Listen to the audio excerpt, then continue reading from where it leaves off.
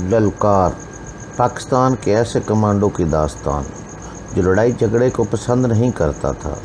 सियासत ने, हालात ने और पुलिस ने उससे उसका प्यार छीन लिया। वो आदमी बेजार हो गया।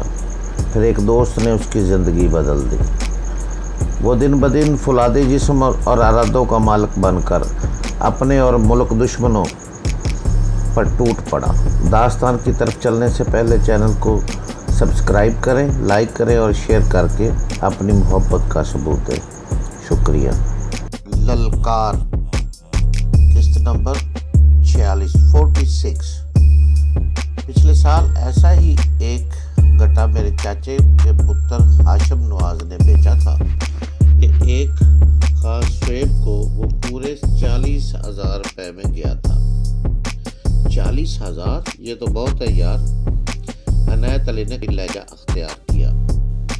बहुत तो नहीं है जी, बस मसला इतना है कि हम अनपढ़ लोग हैं, आगे तक जा नहीं सकते। हमारी पहुंच बस आप लोगों तक होती है, वरना इतना है कि जो सौदा आप हज़ारों में उठाते हैं वो आगे जाकर लाखों में, बल्कि कभी कभी करोड़ों चला जाता है। गलतफहमी है तुम्हारी सादिक मोहम्मद। इमरान ने उसे अपना नाम यही बताया था। अब इतनी भी लूट नहीं मची हुई। हमें 100 तरह के पापड़ बेलने पड़ते हैं। पुलिस, कस्टम और टाउट वगैरह पता नहीं किस किस की जेब गर्म करना पड़ती है, तब कहीं जाकर चार पाते हैं। और अगर कहीं पकड़ दकड़ हो जाए तो सारी अगली पिछली कमाई निकल जाती है। तुम लोग तो गर्म चादर लपेट कर आते हो और जेब गर्म करके निकल जाते हो। बाकी सारी मुसीबतें तो हमारी होती हैं। अनायत के लहजे ने इमरान को भी लहजा बदलने पर मजबूर कर दिया। ठीक है साहब जी, ये तो मन मर्जी का सौदा है। अगर आपका दिल नहीं मानता तो रहने दे, हम फिर भी आपके खादम रहेंगे। जब कोई शय हाथ लगेगी तो आपको सलाम करने आ जाएंगे। लेकिन यार, इतने पैसे से कट्टे के लिए 40,000 तो बहुत बड़ी रकम है। मैंने 40,000 कब कहा है साहब जी? मैंने तो आपको कहा है कि ऐसा कट्टा पिछले साल 40 में बिका था। अब अगर आप इंसाफ की बात करें तो इसकी कीमत 50 से कम नहीं है।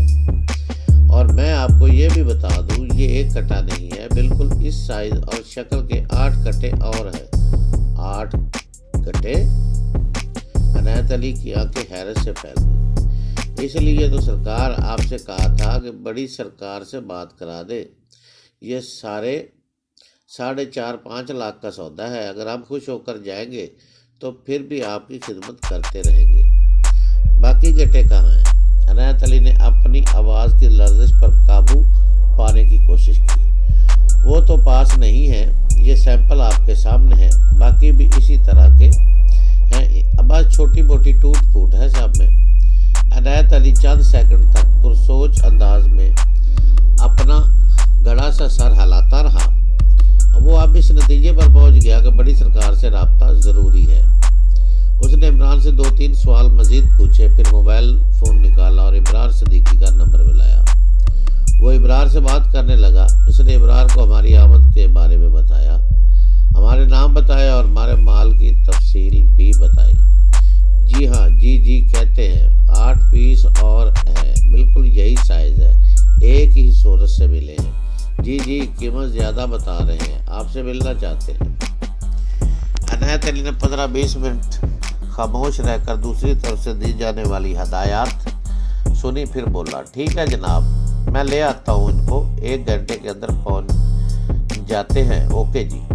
फ़ोन बंद करके वो बोला, सदीकी साहब आमतौर पर इस वक्त मिलते नहीं हैं, लेकिन आज जल्दी घर आ गए हैं। मेरा ख्याल है कि हमें चलना चाहिए। टैक्सी पकड़ने और वहाँ पहुँचने में 1 घंटा तो लग ही जाता है। कुछ देर बाद हम अनायत अली के घर से रवाना हो रहे थे। हमारी कार अनायत अली के दरवाजे से बस 15-20 कदम के फासले पर खड़ी थी, मगर हम उसके पास से बेगानों की तरह गुजर गए। इमरान क्या करने जा रहा था, इस बारे में मैंने इसको कुछ तो मुझे बताया था और कुछ अभी तक नहीं बताया था। मैं इसके बीमार फूफी ज़ात शराकत की हैसियत से उसके साथ था। मेरी बीमारी को हकीकत का रंग देने के लिए उसने मेरी एक कलाई की फिर ٹیپا بھی لگوا دیا تھا۔ اسے ٹیپوں سے میری کلائی کے ساتھ چپکایا گیا تھا۔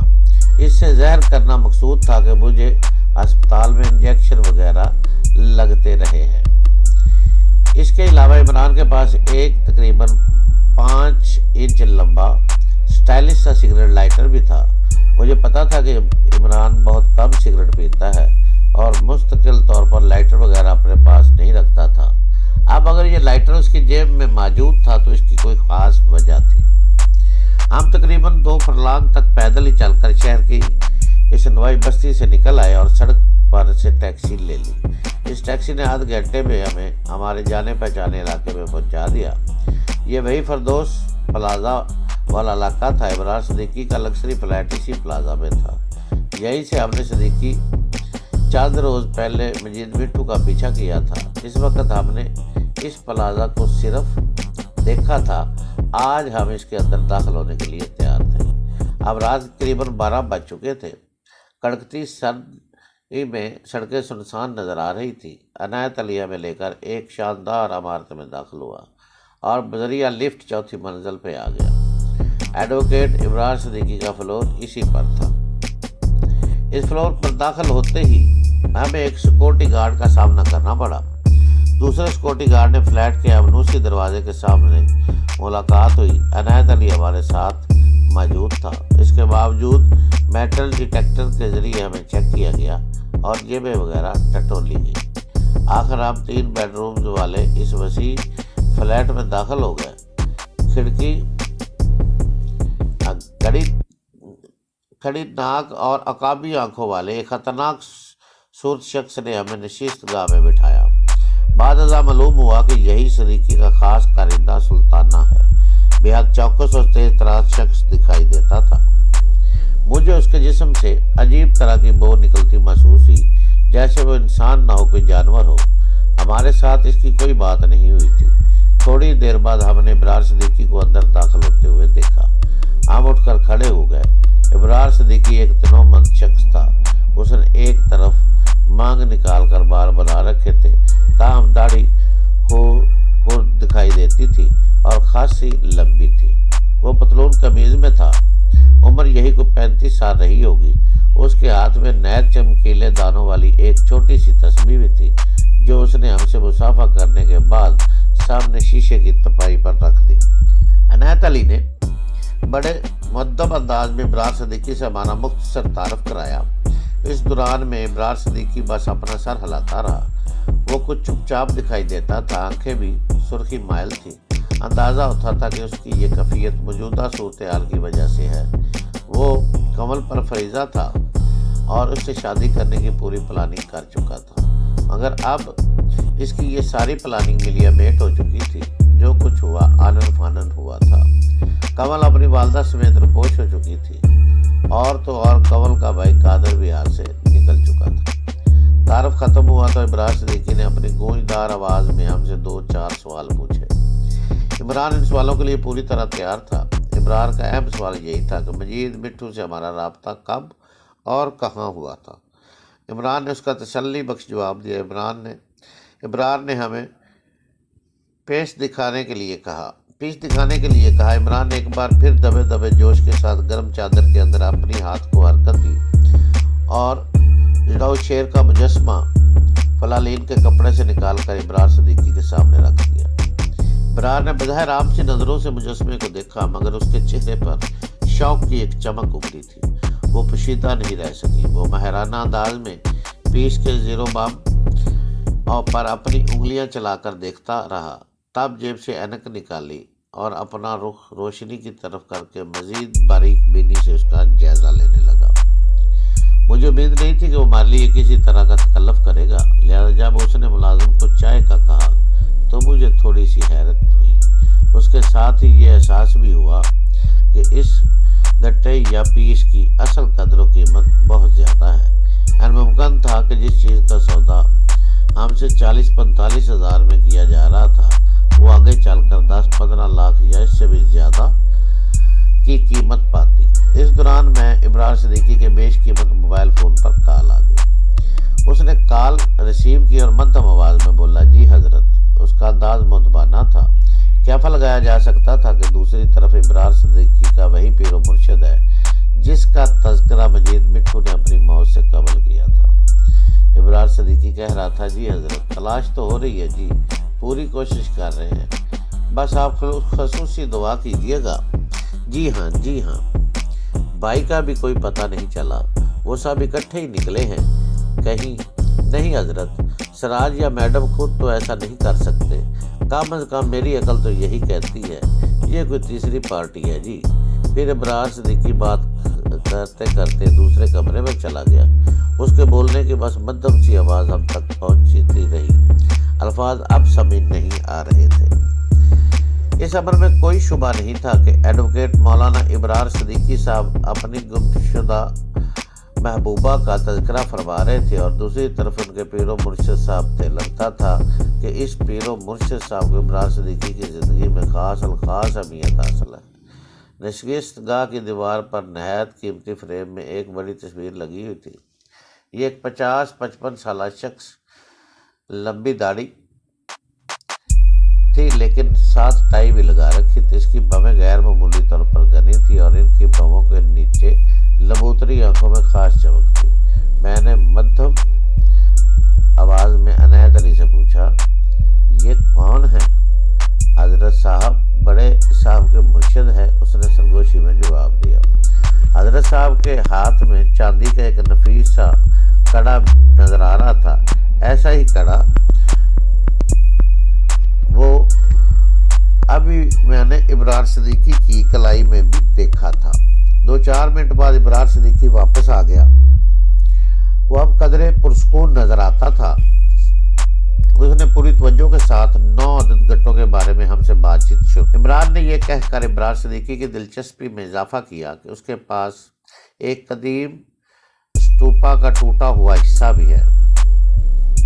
اس قریباً 4 مربع فٹ کے ٹکڑے پر تصویریں کندہ ہیں اور وہ یہ ٹکڑا بھی نہایت مناسب قیمت پر اس کے حوالے کر سکتا ہے۔ چائے کے بعد ابرار صدیقی نے عنایت علی کو تو واپس روانہ کر دیا، تاہم عمران کے ساتھ اس کی بے تکلف گفتگو جاری رہی۔ ابرار صدیقی جیسے نہایت گاہک شخص کو مطمئن کرنا کوئی آسان کام نہیں تھا، مگر عمران یہ کام بخوبی کر رہا تھا۔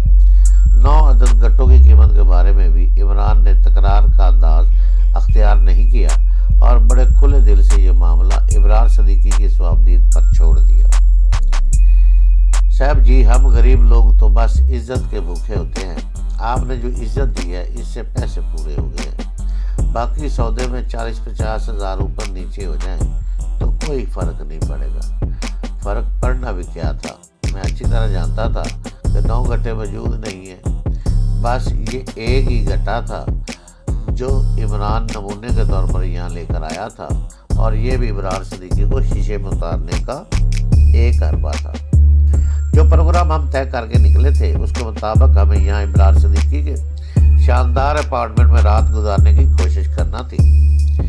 مجھے ایک مریض کی حیثیت سے اپنے ساتھ لانے کا مقصد بھی یہی تھا کہ میرے لیے عمران کی ہدایت تھی کہ جب ہم یہاں سے جانے والے ہوں گے تو میری طبیعت اچانک خراب ہو جائے گی، سر شدت سے چکرانے لگے گا، مجھے کچھ دیر آرام کی ضرورت پڑے گی۔ امید تھی کہ اس موقع پر ابرار صدیقی اخلاق کا مظاہرہ کرے گا اور ہمیں اتنی رات گئے جانے سے روک لے گا، لیکن بیماری کے بہانے کی نوبت ہی نہیں آئی۔ باتوں میں رات کے 2 بج گئے۔ باہر موسم بھی سخت سرد اور آلود تھا، گاہے بگاہے چھینٹے پڑنے لگتے تھے۔ ابرار صدیقی کو گوارا نہیں ہوا کہ ہم اتنے قیمتی گٹے کے ساتھ اتنی رات گئے واپس جائیں۔ اس نے رات کا باقی حصہ ہمیں فلیٹ میں ہی گزارنے کی آفر کی، جو عمران نے 2 بار انکار کرنے کے بعد بڑی انکساری سے قبول کر لی۔ نشست گاہ کے ساتھ ایک چھوٹا کمرہ اس اپارٹمنٹ کے مہمان خانے کے طور پر استعمال ہو سکتا تھا۔ یہاں بھی قالین موجود تھے، TV, gas, heater, attach bath اور دیگر سہولیات بھی مہیا تھی۔ اس کمرے کی ایک دیوار پر بھی حضرت جی کی بڑی سی پورٹریٹ آویزاں تھی۔ ایک ملازم نے ہمارے سونے کا انتظام کر دیا۔ ہم ڈبل بیڈ پر ایرانی کمبل اوڑھ کر لیٹ گئے، مگر سونا کس کافر کو تھا؟ ہم یہاں جاگنے کے لیے آئے تھے۔ میں جانتا تھا کہ اب اس مشن کا اہم ترین مرحلہ شروع ہونے والا ہے۔ وہ نایاب فاسٹنگ بدھا اسی اپارٹمنٹ میں کہیں موجود تھا، جس کے لیے بہت سے لوگ دیوانے ہو رہے تھے۔ وہ 2 فٹ طویل گٹھا انہیں در و دیوار میں کہیں چھپایا گیا تھا، اور ایسے اچھے طریقے سے چھپایا گیا تھا کہ مجید مٹھو 2 بار بھرپور کوشش کرنے کے باوجود ناکام رہا تھا۔ مجید مٹھو ایسے معاملوں میں نہایت ہی ماہر سمجھا جاتا تھا۔ عمران کو میڈم سے معلوم ہوا تھا کہ مجید ایک خاندانی نقب زن تھا۔ کسی 4 دیواری میں گھس کر وہاں سے کسی شے کو نکال لانے میں اسے ملکہ حاصل تھا۔ اس نے اس اپارٹمنٹ میں خوب تگ و دو کی تھی، مگر کامیاب نہیں ہو سکا تھا۔ رات آہستہ آہستہ سرک رہی تھی۔ کھڑکیوں کے باہر سرد ہوا کا شور تھا۔ اس اپارٹمنٹ کا نہایت خطرناک رکھوالا سلطانہ ہمارے کمرے میں موجود تھا اور جاگ رہا تھا۔ اس کی صورت دیکھ کر یہ اندازہ ہوتا تھا کہ وقت ضرورت وہ بڑے سے بڑا قدم اٹھا سکتا ہے۔ فضا میں سنسنی سی تیرنے لگی۔ اس کے ساتھ ہی اس کا اختتام ہوتا ہے۔ تو ملیں گے آنے